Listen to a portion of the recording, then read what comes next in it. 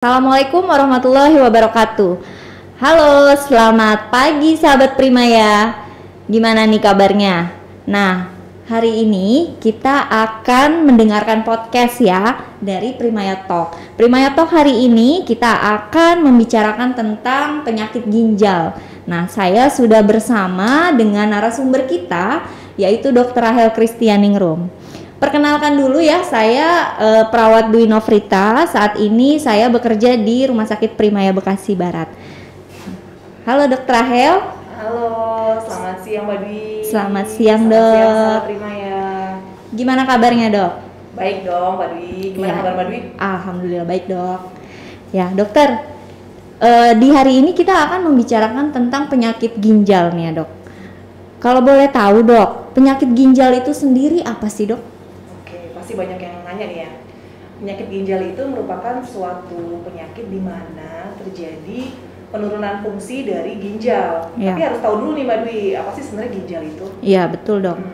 Jadi ginjal itu merupakan organ yang kalau mau dilihat sih bentuknya nggak terlalu besar ya Mbak Dwi ya. Paling seukuran ya kurang lebih separuh dari tangan kita ya.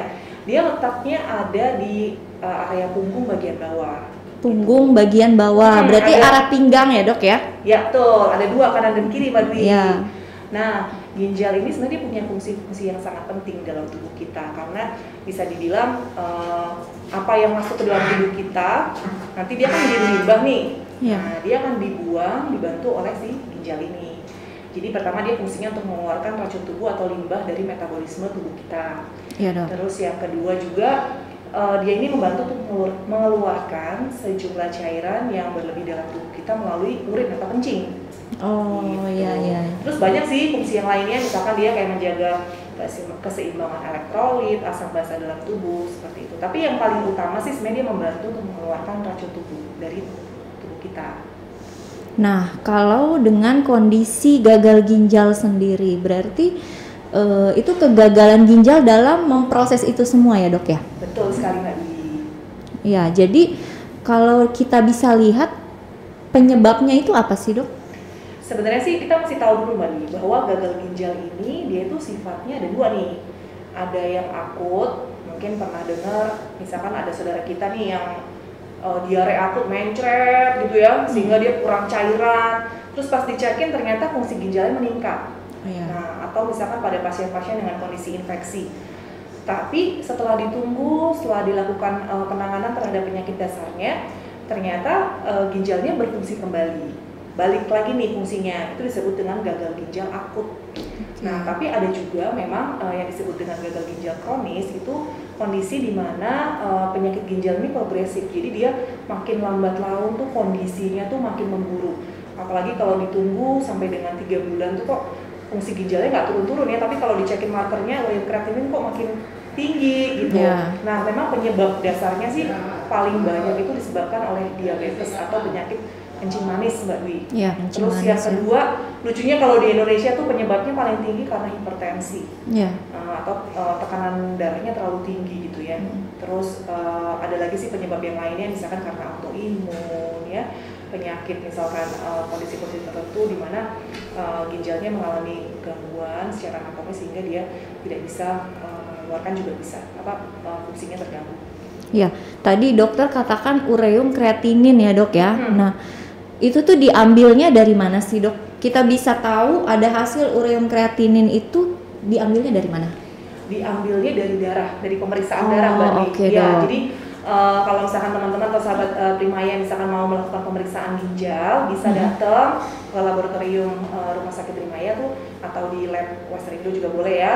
Nanti bilang mau cek fungsi ginjal, nanti akan diambil darah, dicekin ureum dan kreatinin. Gitu. Ureum dan kreatinin, oke dok. Berarti kalau gagal ginjal itu ureum dan kreatininnya tidak bisa terbuang ya? Betul. Dari ginjal itu ya. Nah, ada nggak sih dok tanda dan gejala ketika pasien ini mengalami peningkatan ureum dan kreatinin? Ya.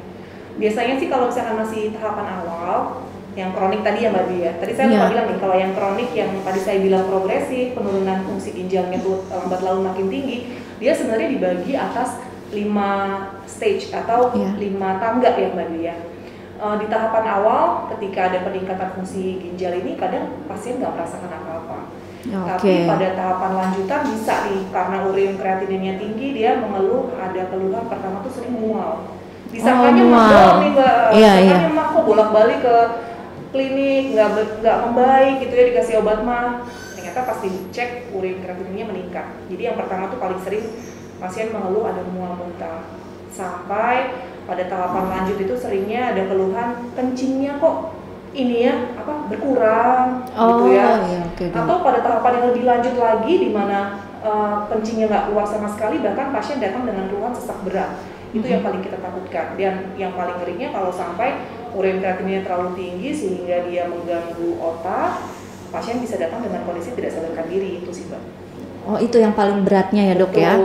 Ya, bisa sampai tidak sadarkan diri. Betul. Nah, kalau misalnya tadi saya dengarkan jawaban dokter ya terkait dengan tidak sadarkan diri gitu ya sampai sejauh itu. Nah, bagaimana cara mencegah nih Dok supaya tidak sampai terjadi seperti itu?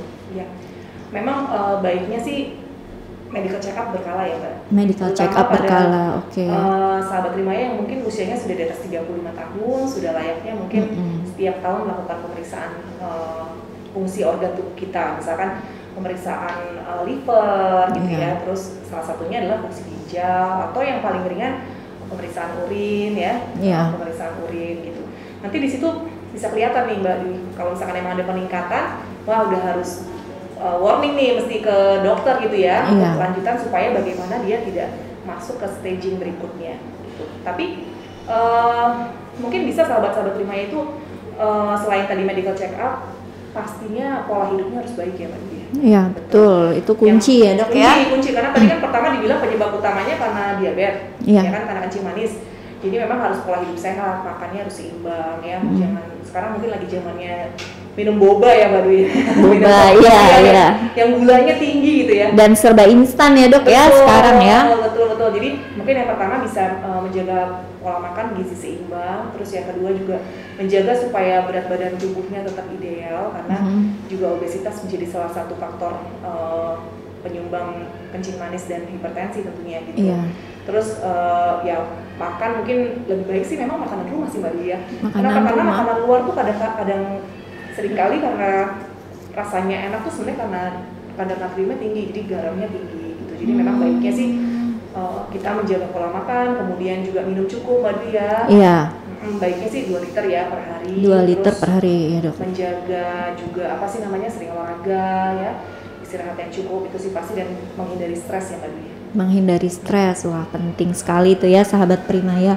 Nah, pada kondisi seperti ini Dok, supaya pasien tidak lebih jauh lagi nih Dok, terjadi amit-amit tadi ya sampai dengan penurunan kesadaran, ada nggak sih Dok terapi penggantinya gitu supaya sehari-hari itu tetap bisa berjalan seperti biasa gitu? Oke. Tadi kan saya bilang Mbak Dwi ya, kalau seandainya udah ketangkep nih, ternyata saya tuh udah tahap grade 2 gitu ya, tahap 2 nih gagal ginjal gitu ya, udah harus kontrol ke dokter. Nah, nanti pasti dokter akan memberikan advice ya, memberikan advice seperti misalkan membatasi protein gitu ya. Terus kalau misalkan pada kondisi di mana kencingnya sudah berkurang, dia akan mendapat tetesan cairan, dan tentunya ada obat-obatan juga yang Mbak yang akan diberikan. Nah, tetapi ketika nanti sahabat Trimaya mungkin ada keluarga, orang tua, atau mungkin bisa jadi sahabat Trimaya sendiri yang memang sudah terdiagnostik bahwa gagal ginjalnya ini sudah di stage yang paling akhir, kita sebutnya stage 5, di mana laju kemampuan darah untuk difiltrasi, dibersihkan itu hanya di bawah 15 ml per menit, maka pasti dokter akan memberikan memberikan saran atau memberikan pilihan untuk sahabat Trimaya mendapatkan terapi pengganti ginjal yang tadi Mbak Dwi bilang. Jadi ginjal ini walaupun dia tuh mengalami kerusakan, tapi dengan kemampuan manusia nih ya, dengan teknologi yang ada tuh ada loh penggantinya, fungsinya tuh ada penggantinya.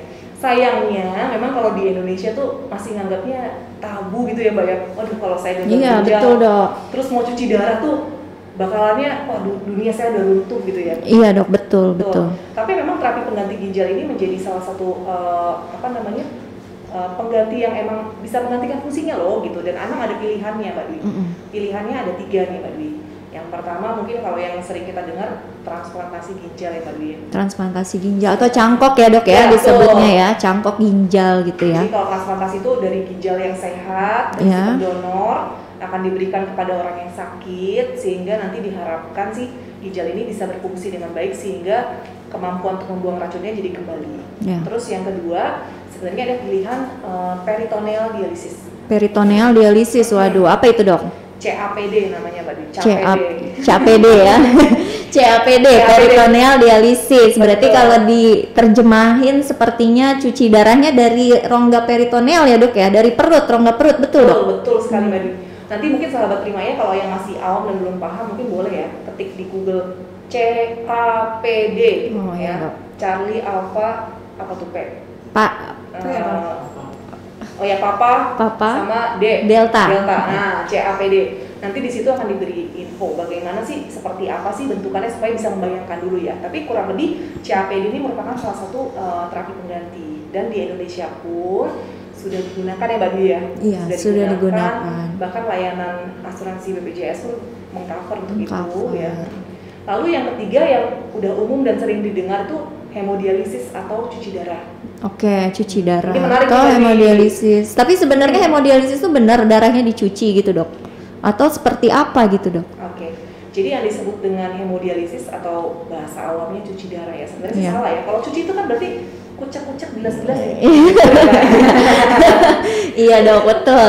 Nah kalau di hemodialisis ini bukan seperti itu sih. Sebenarnya prosesnya darah memang benar dikeluarkan dari tubuh, terus dia itu akan melewati suatu tabung Mbak Dwi. Tabungnya tabung ajaib nih, Mbak Dwi. Tabung Namanya ajaib. Oke, dializer. dializer. Tabung inilah terjadi pertukaran. Jadi zat yang tidak dibutuhkan dikeluarkan dari tubuh. Kelebihan cairan tadi saya bilang pasien ginjal kencingnya berkurang. Kalau ibaratnya kita minum cairannya nggak keluar kan jadi kayak balon tuh Mbak Dwi. Nah ini Iya, betul. dibantu dikeluarkan cairannya melalui si Iya dok. alat ini. Nanti baru darah yang sudah melewati proses itu akan dimasukkan lagi ke tubuh pasien. Kayak gitu. Seperti itu sih singkatnya ya. Nah itu pasien itu menjalani cuci darah itu selama berapa lama dok? Oke. Sebenarnya pertama kali pasti dokter akan menginfokan ya bahwa kalau memang sudah terdiagnostik gagal ginjal stadium akhir, pasien tuh akan menjalani hemodialisis seumur hidupnya. Kecuali Jadi dia seumur pindah. hidup. Betul. kecuali Tiap dia hari pindah. dok, itu tiap hari? Enggak tiap hari Mbak Dwi. Oh nggak tiap hari. Betul. Itu untuk cuci darah yang tadi hemodialisis berarti nggak tiap hari ya? Enggak, cukup 2 kali per minggu ya Mbak Dwi. 2 kali per minggu. Atau Oke. 3 kali per minggu sesuai dengan kondisi dokter penyakit dalam nanti akan menilai kembali seperti itu. Jadi tergantung kondisi pasien juga ya dilakukannya berapa lama, idealnya 2 kali per minggu. Iya betul. Nah, Mbak Dwi. ketika menjalankan HD nih dok, ada nggak sih pemeriksaan pada saat HD? Apakah setiap HD akan diambil darah untuk diperiksa dulu? Oh ternyata hari ini nggak perlu HD nih, besok aja. Itu seperti itu nggak sih dok? Iya. Jadi sampai dengan dokter penyakit dalam atau nefrolog ya, dokter ginjal mendiagnostik seseorang bahwa you harus cuci darah Cuci nih. darah ya. Itu pasti pertimbangannya memang sekarang sudah melihat bahwa selama 3 bulan ini tidak ada progresivitas fungsi ginjal. Jadi mengarah ke perbaikan gitu maksudnya dok betul. ya? Jadi dia makin lama kok makin buruk ya fungsinya. Terus dilihat juga secara klinis mungkin sudah tidak memungkinkan ginjalnya ini melakukan fungsi, sehingga pasien tersebut misalkan banyak keluhan yang tadi saya bilang. Nah sehingga si hemodialisis ini sudah perlu untuk dilakukan. Oke. Gitu. Jadi ada nggak sih dok kayak adaptasi nih dari awal ketika pasien ini dilakukan HD ya, hemodialisis tadi. Nah awal adaptasinya itu seperti apa dok? Kira-kira? Oke. Pasti kalau di awal yang namanya tindakan medis tuh tetap saya bilang ada resiko, tapi juga nggak boleh langsung dilakukan tiba-tiba pasien ini ya Mbak Dwi, apa sih harus bersih gitu ya maksudnya. Iya betul, karena kita kan mau buang targetnya tadi kan ya, buang ureum kreatinin. Betul. Gitu. Karena kalau tubuh kita itu langsung dihadapkan dengan mesin, terus dibuang racun tubuhnya langsung dibikin bersih banget. Yang paling kita takutkan tuh kalau ada namanya sindrom equilibrium Mbak Dwi. Jadi tubuhnya tuh kaget karena penurunan racun tubuh yang terlalu cepat. tubuhnya udah biasa tuh dengan racun yang tinggi gitu ya. Cuma memang kita bantu bagaimana supaya jangan sampai ke tahapan tadi yang tidak sadarkan diri kan. Jadi kita buang, tapi memang di tahapan awal kurang lebih 3 bulan pertama tuh masih adaptasi Mbak Dwi. Jadi kita bikin pelan-pelan Mbak Dwi ya gitu. Kalau misalkan terlalu cepat nanti pasien juga kaget. Terus bagaimana dengan pemeriksaannya? Tadi Mbak Dwi nanya. Iya betul. Nah pemeriksaannya memang sebulan sekali tuh wajib pasien tuh kontrol ke dokter. Apa aja yang dicekin? Yang pertama pasti cek ureum kreatinin ya. Lalu yang berikutnya juga saya tadi lupa bahwa ginjal itu juga membantu proses untuk sel-sel darah ya Mbak Dwi ya, pembentukan sel-sel darah. Pembentukan sel darah. Sel darah apa ini dok? Karena sel darah kita banyak ya dok ya. Betul. Terutama sih sel darah merah Mbak Dwi ya. Sel darah memang merah. Kayak trombosit itu bisa terpengaruh, tapi paling berpengaruh adalah si sel darah merah. Sehingga pasien itu tiap bulan tuh wajib kontrol ke dokter untuk melakukan pemeriksaan HB. Gitu. Karena seringkali HB-nya terganggu karena si ginjalnya rusak kan. Si ginjal tadi saya bilang fungsinya untuk pembentukan sel darah merah. Nah, jadinya ketika gagal ginjal, sel darah merahnya itu tidak terbentuk dengan sempurna, HB-nya seringkali turun. Jadi memang nanti akan ada pemberian obat dari dokter penyakit dalam untuk mensupport supaya jangan sampai HB-nya turun. Kalau pasien HB-nya turun kan kalau dulu kita tahunya anemia tuh ya lemes, pucet pasiennya gitu. Karena rata-rata ya pasien HD yang saya lihat juga itu pucat gitu ya dok ya. Seringnya itu kondisinya itu pucat gitu. Jadi itu penyebabnya ternyata ya dok ya. Ada nggak sih dok buat suplemen atau suportif ya untuk sel darah merahnya ini supaya bagus terus gitu range-nya? Sebenarnya sih itu banyak faktor Mbak, tapi paling utamanya itu karena tadi ginjal itu sebenarnya dia menghasilkan suatu hormon, namanya erythropoietin. Dia ini fungsinya tadi dia mengetuk si sumsum tulang, lu bentuk dong sel darah merah gitu ya. Nah ketika ginjal rusak kan nggak ada tuh yang ngebangunin si sumsum tulang, lu bentuk dong sel darah merah gitu. Jadi kita mesti bantu untuk memberikan hormon tersebut dengan cara suntikan, jadi dari eksogen dari luar tubuh kayak gitu. Itu yang pertama. Itu suportifnya ya dok ya. Jadi mohon maaf dok. Jadi setiap kapan dia dikasih dok? Nah memang punya target nih Mbak Dwi. Targetnya sih HB-nya biar sama seperti orang normal ya, antara 10 sampai 13. Jadi memang ketika masih di bawah 10 nanti dokter penyakit dalam akan meresepkan apakah pemberiannya setiap kali HD 2 kali seminggu atau 3 kali seminggu, atau mungkin bisa jadi kalau misalkan emang HB-nya sudah baik nanti akan dosisnya akan dikurangi gitu. Oh jadi tetap sama seperti tadi ya dok ya, bertahap gitu ya. Betul. Sambil kita evaluasi berapa nih nilai HB-nya gitu ya dok ya. Tapi ada lagi Mbak Dwi sebenarnya faktornya Mbak Dwi. Sering kali tuh pasien gagal ginjal itu nutrisinya kurang terjaga. Oh iya, nutrisi ya, lemes gitu ya. Jadi sebenarnya kalau nutrisi ini dok, diet berarti ya, kita ngomongin diet ya. Diet pada pasien gagal ginjal dengan cuci darah, dengan diet pasien gagal ginjal yang tadi dokter sebutkan stadium-stadiumnya, itu ada perbedaan nggak sih dok? Ada perbedaan banget nih. Wah Mbak Dwi, ini pertanyaannya bagus banget ya, jadi ngingetin kita semua.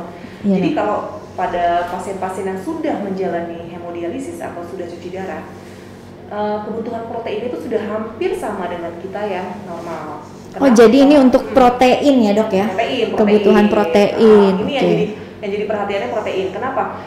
Karena pada pasien-pasien yang sudah hemodialisis itu proteinnya bisa dibuang kan lewat dialisis, lewat cuci darah.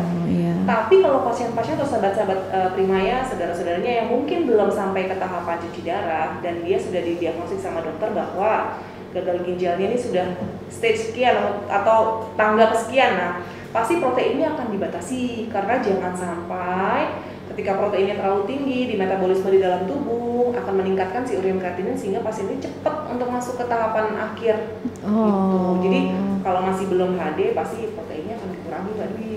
Oh jadi kita diet protein gitu ya? Betul. Rendah protein untuk stadium 1 sampai dengan stadium 4. Jadi sebenarnya kalau stadium 1 atau stadium 2 atau stadium 3 bisa nggak sih dok di stadium 3 itu balik ke stadium 2 gitu dok? Nah pada kondisi-kondisi tertentu sih bisa Mbak Dia. Bisa ya? Bisa. Tapi kalau udah stadium 5 balik ke kondisi sebelumnya bisa nggak dok? Kalau yang udah jalani HD nih dok? Ya kalau yang sudah end stage itu sih jarang terjadi ya Mbak Dia. Jarang, Jarang terjadi. Memang bisa dibilang bahwa terapi pengganti ginjal ini merupakan terapi yang dia ini kontinu seumur hidup begitu. Iya. Tapi tenang aja, tadi kayak saya bilang bahwa gagal ginjal tuh bukan akhir segalanya ya Mbak Dwi ya. Iya, Jadi kalau bukan misalkan akhir emang dari terdiagnosis segalanya. gagal ginjal sehingga harus menjalani hemodialisis, jangan takut dan jangan ragu untuk menjalani hemodialisis seumur hidup, itu nggak masalah Mbak Dwi. Ya, tapi kualitas hidupnya sendiri dok, pasien dengan gagal ginjal ya, dan dilakukan cuci darah, karena kan mereka ini seminggu 2 kali ke rumah sakit, berarti kan bisa kebayang ya dok bagaimana si pasien ini dapat nggak bosen gitu loh, nggak bosen ke rumah sakit, berarti kan nggak bosen untuk menjalani HD sendiri itu berapa jam sih dok biasanya? Kalau HD sendiri untuk yang 2 kali seminggu 5 jam sih Mbak Dwi. Nah, apalagi panjang 5 jam kayak gitu ya dok ya, biasanya kan pasien bosen ya kan. Ibaratnya yang sehat aja kalau melakukan sesuatu berulang-ulang terus kan bosan gitu ya dok. Nah, ada nggak sih dok pengalaman dokter nih, ada pasien HD itu bosan gitu dok? Banyak ya Mbak Dwi ya, terutama pada pasien-pasien kita yang sudah mungkin HD-nya lebih dari 3 tahun, bahkan ada yang lebih dari 5 tahun. Bosan pasti wajar ya, sama kayak sekolah lah ya, pasti ada kalanya pengen bolos gitu ya. Iya. Tapi memang yang saya lihat suportif keluarga tuh sangat penting. Oh itu kunci Iya, juga ya dok ya, kunci. suportif dari keluarga ya. Keluarga, teman, bahkan di lingkungan kerja kayak gitu ya. Dan yang paling penting tuh bagaimana si pasien itu sendiri bisa menjaga supaya dia menyadari betul bahwa kondisi ini akan dia alami seumur hidup, sehingga dia menerima ikhlas ya. Iya, Ikhtiar iya. bahwa tindakan HD ini ya memang untuk dia menjalankan hari-harinya gitu. Iya, untuk menjaga kestabilan ininya ya dok ya, tubuhnya gitu ya. Jadi sebenarnya pasien dengan gagal ginjal sendiri yang menjalani HD itu kalau saya lihat sih tetap bisa bekerja gitu ya dok ya, bekerja. Terus bisa tetap sosialisasi sama masyarakat gitu ya dok ya, arisan ya. Bisa jalan-jalan tetap ya dok ya. Nah mungkin itu juga kali ya dok ya yang untuk artinya apa, mereka tetap bisa menjalani hidupnya dengan kualitas yang baik. Nah ngomong kualitas nih dok ya, apa sih yang kita ukur gitu dok ketika cuci darah saya tercapai nih hari ini, atau waduh kok saya pulang masih merasa misalnya masih lemas, masih mual, karena kan tadi ureum kreatinin yang tidak terbuang itu bikin mual ya dok ya. Ternyata saya kok pulang HD kok masih mual, masih muntah. Nah gimana sih dok caranya supaya HD-nya ini tuh efisien gitu, efisien dan bisa dan pasien tidak mengalami hal itu seperti apa dok? Tadi mungkin ada yang terlewat ya Mbak Dwi, bahwa pasien gagal ginjal ketika dia cuci darah itu kan tadi saya bilang ada darah yang keluar, ada darah yang masuk, sehingga dia mesti punya akses nih Mbak Dwi. Oh akses untuk mengeluarkan darahnya. Iya, ibaratnya jalan ya dok ya. Betul, untuk jalannya darah itu ya dok ya. Kita misalkan lagi dirawat terus butuh ada obat masuk, kan ada jalan masuknya infus ya Mbak Dwi ya. Oh iya betul dok. Kalau ini dia butuh 2 arah nih, ada yang keluar ada yang masuk. Nah sebenarnya mempengaruhi kebersihan ketika kita lagi menjalani dialisis atau target yang tercapai, kita sebutnya adekuasi hemodialisis. Itu salah satunya adalah kita mesti punya akses yang paten, yang bagus, yang dia mampu untuk mengeluarkan sejumlah darah dengan pemutaran yang cepat, terus baik ya, bebas dari infeksi, itu yang pertama. Terus yang kedua memang kebetulan sih di Primaya ini kita ada mesin yang memang bisa mengukur Mbak Dwi bersihan dari si pasien. Jadi misalkan pasien ini kayak saya kan berat badannya beda sama Mbak Dwi ya. Iya. Kalau saya beratnya kisaran besar ya Mbak Dwi ya, Mbak Dwi kisaran kecil, tinggi badannya pun beda gitu ya. Nah itu sebenarnya tiap pasien tuh kan unik ya, punya ukuran yang berbeda-beda, jenis kelamin, usia. Nah itu sebenarnya di mesin kita itu bisa dimasukkan faktor-faktor itu sehingga dia bisa mengukur nanti ini pasien pulang bakal bersih apa enggak, ada utangnya atau enggak kayak gitu. Sehingga teman-teman di lapangan pun juga bisa membuat progres untuk pasien tersebut. Dokter juga bisa membuat persiapan untuk pasien tersebut dengan dibantu dari si fitur mesin tersebut. Oke, jadi itu real time ya dok ya, hasilnya itu real time, kita bisa melihat gitu ya. Betul Mbak Dwi. Perawat atau dokter yang sedang ke HD itu bisa melihat, oh ini udah bersih nih gitu HD-nya. Nah kalau misalnya dok, dalam waktu tadi dokter bilang 5 jam untuk HD, misalnya dalam waktu 4 jam aja, oh dia udah bersih nih HD-nya gitu. Gimana? Apakah kita stop aja HD-nya selesai atau seperti apa itu dok? Ya. Memang ada angkanya nih Mbak Dwi. Jadi targetnya tuh namanya CATI over P. CATI Jadi over P, oke.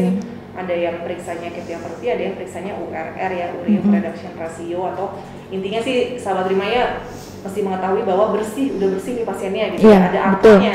Kalau pasien itu sudah bersih, itu 1 kali HD untuk yang HD-nya 2 kali seminggu itu dia angkanya 1,8. 1,8. Nah, intinya targetnya 3,2 per minggu ya, berarti dengan parameter yang tadi dimasukkan seperti berat badan ya, tadi berat badan, usia, jenis kelamin. Nah, itu akan menghasilkan angka itu dok sambil dicuci. Sampai selesai loh waktunya. Sampai selesai ya. Kalau pasien itu misalkan badannya memang kecil, berat badannya kecil, tinggi badannya cukup sehingga 4 jam tercapai, tapi adekuasi atau angka 1,8 yang tercapai, sebenarnya dia sudah diperbolehkan untuk pulang baru, jadi 4 jam sudah cukup kayak gitu. Tapi kalau misalkan memang kita mau angkanya dilebihkan, tidak apa-apa juga, boleh juga. Gitu. Tapi memang dengan 4 jam sudah cukup ya sudah cukup sebenarnya.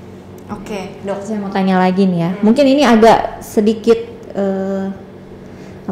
di luar konteks HD sendiri. Nah, kalau misalnya dok, pasien ini kita tidak menutup kemungkinan ya pasien ini menjalani HD, artinya dia merasa memiliki ketidakmampuan untuk melakukan sesuatu yang akhirnya dia berdampak pada mental health-nya dia nih dok, ya kan, mental si pasien. Tentunya kita tidak bisa kan mengenyampingkan masalah itu gitu ya dok ya.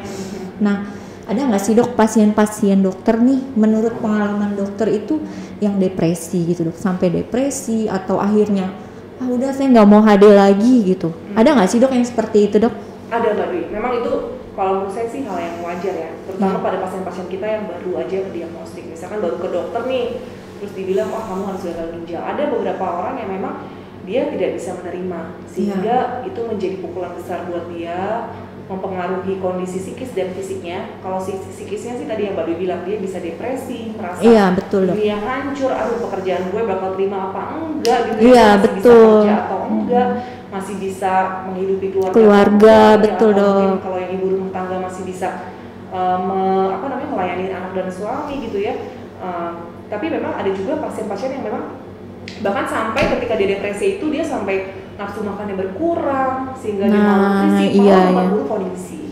Ya, memang itu hal yang wajar sih ketika kita mendapatkan hal yang buruk, pasti kan kita ada refleksi diri kita yang sedih gitu ya. Tapi memang pasien-pasien itu mereka tuh ketika support system tadi saya bilang baik, mereka hanya akan mengalami itu sebentar sih Mbak Dwi. Setelah itu dia akan menerima kembali kondisi bahwa iya gue emang kondisinya sekarang sakit, terus perlu mendapatkan perawatan, perlu mendapatkan bantuan, tapi dengan kondisi yang semakin hari semakin membaik, mereka bisa beraktivitas kembali. Jadi memang sahabat Rimaya ketika ada keluarga atau mungkin saudara-saudara kita yang baru terdiagnostik, wah itu benar-benar kita mesti bantu untuk bisa mensupport dia. Iya betul ya dok ya, karena memang itu yang terpenting sebenarnya ya dari kelola pikir kita sendiri gitu ya, untuk bagaimana caranya si penderita ini tetap semangat menjalani HD gitu ya dok ya, apalagi seminggu 2 kali, seminggu 3 kali gitu, apalagi kalau yang tadi dok peritoneal dialisis sendiri. Nah itu apakah kita harus ke rumah sakit dok? Nah pasti gitu Mbak Dwi, kalau misalkan bedanya ini yang peritoneal kan tadi Mbak Dwi bilang itu kayaknya di perut ya dok, iya benar itu di perut gitu, sehingga pasien itu hanya kontrol ke dokter mungkin cukup per bulan untuk dapat obat, sama per 6 bulan untuk mengganti salah satu bagian dari si alat yang dipasang di perut itu. Nah pasien bisa melakukan tindakan dialisis peritoneal itu di rumah atau di tempat kerja. Setiap sehari itu mungkin bisa ganti 4 kali Mbak Dwi ya. 4 kali. Oh jadi kalau HD seminggu 2 kali, kalau dia setiap hari ya, tapi 4 kali sehari gitu ya dok ya? Betul Mbak Dwi. Tapi efektivitasnya sama nggak sih dok? Efektivitasnya sih sama Mbak Dwi ya, kan sama-sama terapi pengganti ginjal ya. Tapi mungkin bedanya kalau misalkan transplantasi itu pengganti ginjal yang absolut dibilangnya, jadi memang dia benar-benar menggantikan peranan. Jadi kalau kita transplantasi atau tadi cangkok ya dok ya, itu jadi nggak usah HD, nggak usah CAPD gitu. Iya, karena ada jadi ginjal yang baik nih yang dimasukkan ke dalam tubuh. Oh, jadi ada ginjal yang bekerja menggantikan fungsi ginjal yang rusak tadi gitu ya, Dok ya. Dan itu mungkin saya sebelum juga belajar kedokteran gitu ya, mikirnya kalau transplantasi atau cangkok ginjal dari orang yang sehat itu dua-duanya diganti gitu ya, Mbak Dwi. Iya. Sebenarnya enggak, sebenarnya cuma dimasukkan satu ginjal yang sehat dari orang yang sehat ke tubuh kita, dan dua ginjal kita yang rusak itu pun nggak diapa-apain, Mbak Dwi. Tetap masih ada di posisinya. Jadi tetap di posisinya, dia hanya ditempel gitu ya, Dok ya? Iya, ada satu lagi ginjal yang sehat ditanam gitu ya, dan dia langsung menggantikan peranan. Oke, di Indonesia sendiri, Dok, banyak nggak sih, Dok, yang sudah melakukan ini? Banyak, Mbak Dwi, yang sudah transplantasi, tapi memang mengingat kita mesti mendapatkan si pendonornya ini masih cocok ya, Mbak Dwi, mesti benar-benar cocok, karena kalau misalkan emang nggak cocok tuh nanti bisa terjadi reject. Jadi bisa aja sih ketika habis kita donor atau transplant ini ketidakcocokan terjadi sehingga pasien kembali lagi nih mesti HD atau CAPD kayak gitu. Iya, berarti prosesnya pun pastinya panjang sekali ya, Dok ya, kalau misalnya menjalankan cangkok ginjal tadi ya. Tapi memang hidupnya itu benar-benar tergantikan ya, Dok ya, ginjalnya ya. Berarti sangat efektif sebenarnya. Nah, sahabat Primaya, diskusi kali ini sangat menarik ya. Nah, Dr. Rahel, terima kasih atas kedatangannya ya, Dok ya. Sangat menarik sekali terkait dengan gagal ginjal gitu ya, yang tadinya kita tuh nggak tahu sama sekali apa itu cuci darah, apa itu tadi cangkok ginjal itu seperti apa gitu. Akhirnya kita tahu gitu. Oke, sahabat Primaya, tiba di penghujung acara, jadi saya akan menyimpulkan ya hari ini ya, Dok ya, bahwa pasien dengan penyakit ginjal itu ternyata ada loh terapi penggantinya, yaitu ada 3. Yang pertama, kita bisa menjalankan hemodialisa ya, atau cuci darah biasanya disebut. Kemudian kita bisa melakukan CAPD tadi dengan memasang selang gitu ya untuk akses ke peritoneal atau ke rongga perut untuk menjalani cuci darah itu sendiri. Jadi sama-sama cuci darah sebenarnya ya, Dok ya. Kemudian yang ketiga adalah transplantasi ginjal. Nah, untuk HD sendiri kita punya parameter atau untuk mengukur kualitas apakah HD kita ini efektif atau tidak. Itu tadi dengan adekuasi hemodialisis yang tadi dokter katakan 1,8 tadi targetnya. Dan juga saya notes tadi ya dari dokter bahwa gagal ginjal itu bukan akhir dari segalanya ya, Dok ya, bahwa orang yang menderita penyakit ginjal kronik yang menjalani HD itu bisa tetap seperti orang normal, bisa juga masih aktif bekerja, bisa ikut kegiatan sosial masyarakat dan lain-lain. Baik sahabat Primaya, demikian podcast Primaya Talk kali ini. Saya akhiri, wassalamualaikum warahmatullahi wabarakatuh. Selamat siang, dadah.